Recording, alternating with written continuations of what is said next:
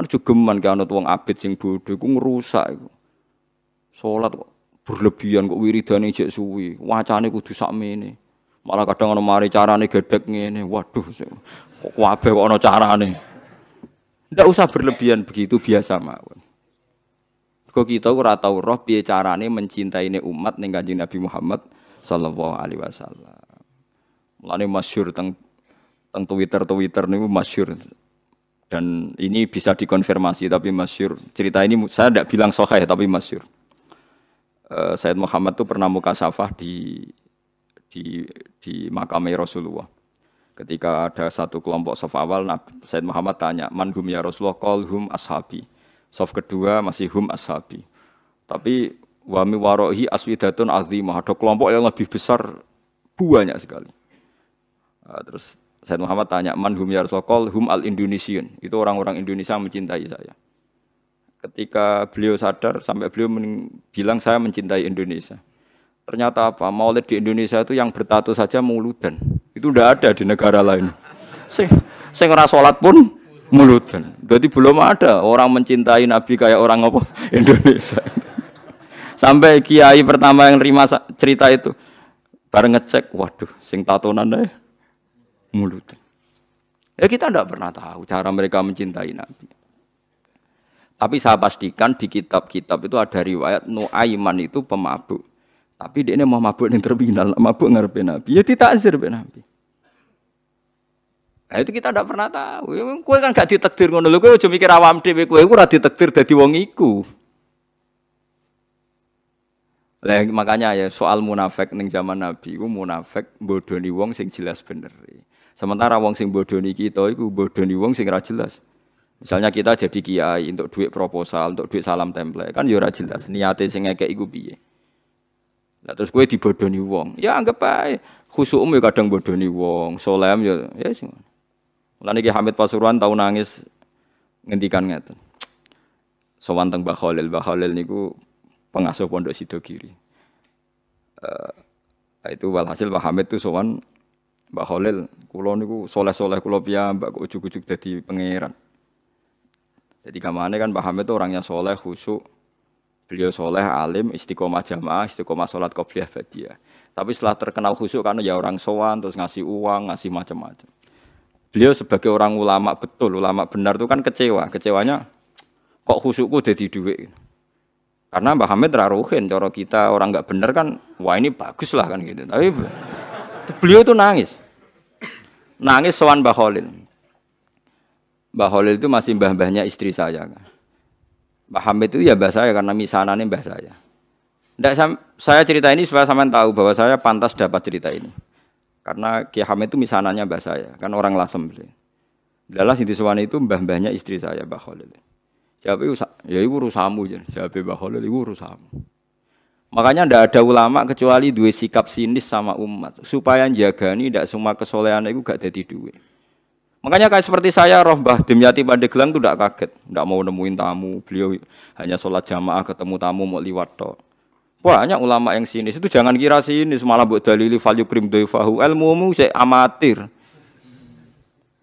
Karena beliau tahu kalau saya terlalu ramah, terlalu terbuka, jangan-jangan semua khusyuk saya dikonversi jadi uang, jadi kehormatan. Padahal saya khusyuk tidak untuk ini. Makanya ada ulama model Mbah Dim yang tertutup. Wah, malah nak teng Bangilan jenenge Misbah nak ana tamu jek ning lawang takok. Ana pokok rene. Nyuwun barokah jenengan. Wis tak barokahi nak gak ganggu aku. Mulai. Jajal. Iya, jajal. Tapi ada ulama juga yang hormat sama tamu. Kados guru kula Mbah Mun hormat tamu, Ki Arwani hormat tamu. Karena perintah Nabi fal yukrim dhaifahu.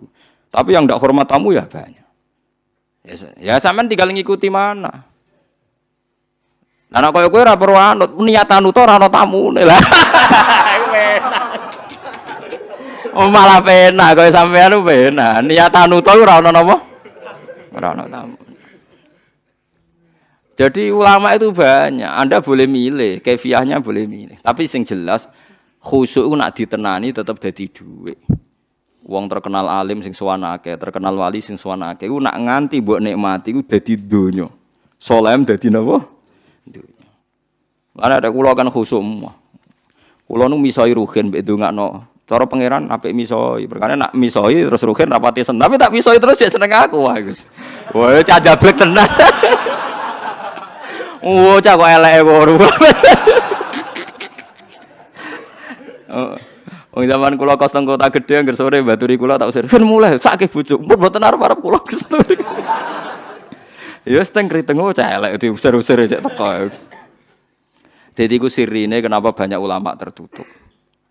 Jadi ulama tertutup ya duwe alasan. Kau khawatir semua kesalehannya nanti terkonversi jadi uang. Banyak juga ulama yang senang tamu, senang umat. Piye iki titipane Kanjeng Nabi dihormati. Ya fakulun ala hakin semuanya benar. Kamu tinggal milih yang mana. Cuma saran saya ke milih ndi wae kan wis ra ono tamu. Jadi ke wis bener. Perkara nek salehmu aman ra dadi duwe alhamdulillah. Tapi kadang dadi hasud, lha iku musibah. Dadi wis ra dadi duwe dadi hasud. Lah iku kere kok hasud bareng terus.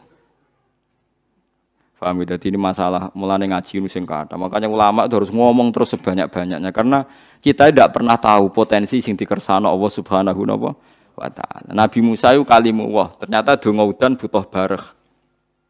Riyen para sahabat kados Umar, Sayyidina Ali top-tope sahabat. Mbek Kanjeng Nabi dipeseni apa? Kon njaluk donga Uwais Al-Qarni, pemuda desa mok tukang ngangon wedhus. Alim-alime tiyang arek Imam Syafi'i. Niku angger sumpek goleki kancane jenenge Saiban Ar-Ra'i. Saiban alim-alim wong penggaweane ngangon wedhus. Imam Syafi'i dadi qadhi, dihormati mbek raja, ahli fikih formal. Mulya uripe Imam Syafi'i. Tapi nak sumpek goleki Saiban Ar-Ra'i. Mergo angger kabeh kiai kok duwe dhuwit mulya, kok wong mikir, wajar ke tenanan mulang lah, apa-apa terjamin. Tapi nak kiai melarat kabeh, ya repot. Nanti men seneng salat, lah ora iso buka toko, nyerah ora sisi buka. Artinya sama-sama bisa disalahkan. Engko nak kiai sugih ayam mulang jare mergo duwe dhuwit, kiai melarat sregep mulang ya pancen ra ono buka toko, nyerah duwe. Sama-sama bisa digugat. Makanya Allah bikin nabi macam-macam. Ono sing Nabi Sulaiman sugih blegedu. Ono nabi melarat gudiken Nabi sinten sapa? Ayo. Nabi Nuruhen. Wah hafal ya, bangsa nabi melarat-melarat itu hafal. Kelirune dekne Nabi Ayub pada akhirnya akan kaya. Lah dekne ra iso niru sing pada akhirnya iku. Saiban Ar-Ra'i niku alim-alime tiyang niku Imam Syafi'i ketika tanya jawab sama Saiban Ar-Ra'i itu sampai muridnya itu tersinggung. Saya baca ini di Ihya di beberapa kitab dan di Taqwiyah ketika saya ikut majelis muashalah Said Umar Hafid di Langitan. Itu beliau ketika cerita ini. Tapi cerita ini masyhur, bainal ulama memang masyhur. Itu Saiban Ar-Ra'i ditanya. Sampai muridnya Imam Syafi'i tersinggung, misluka tasalu hadzal badi. Alime jenengan kok takok wong bedui. Mergo mengkene ngon wedhus, ya wong kumuh. Bareng muridé ngerti dialek Imam Syafi'i, ditakoki Imam Syafi'i, cara kowe wedhusmu wajib zakat ta ora? Padahal wedhuse mung 7 kuwi. Ala madzhabika am ala madzhabi. Cara madzhabmu ta madzhabku? Ala madzhabika. Ya nek cara madzhabku ya wajib. Aku diri wedhus sithik tak zakati, akeh tak zakati. Mergo donya mesti ana subhate. Apa ana subhat ngenteni nak akeh? Iku madzhabi fikih amatir. Lha ada zakat ngenteni wedhus 40 apa nak 5 gak subhat? Dagang ada zakate ngenteni nak nisab apa nak sithik gak subhat. Donyane ruhin lho sithik lah ke subhate padha nak jenenge donya. Lho kita kan lucu kan. Zakat ngenteni sak nisab. Lho apa nak rasa nisab gak ono subhate. Paham sih kalau maksudnya. Akhirnya murid Imam Syafi'i mulai, wih, wong kok pinter iki mulai meriang. Ditake alamat dzabika alamat dzabi. Ya nah alamat dzabi semua donya cek akeh sithik wajib zakat. Nah alamat dzabika yang ngenteni sak nisab.